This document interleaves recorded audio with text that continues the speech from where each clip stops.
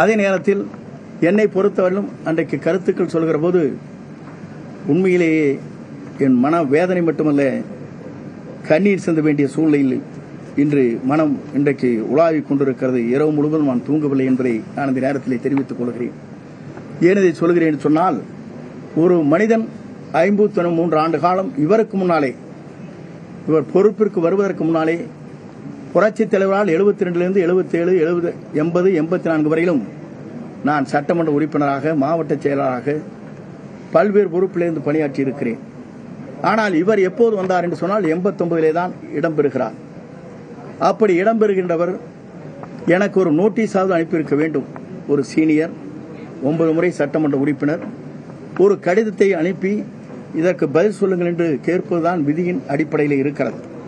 அந்த விதியை மீறி அவருடைய சர்வாதிகார போக்கு என்று சொல்வார்களே, அதை போல யாரை வேண்டுமானால் தூக்கி எறியலாம் என்ற நிலையிலே அவர் இன்றைக்கு உருவாக்கி இருப்பது வேதனை அளிக்கக்கூடிய ஒன்றாக இருக்கிறது. விதிகளை பொறுத்தவரையிலும் புரட்சித் தலைவர் ஒன்றை கொண்டு வந்திருக்கிறார்.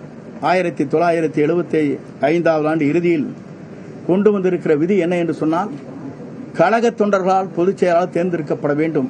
இந்த விதியை மட்டும் யாராலும் மாற்றக்கூடாது என்று அந்த விதியை தெளிவாக 43 பக்க பேரா என்று சொல்வார்களே, அதில் பதிவு செய்யப்பட்டிருக்கிறது.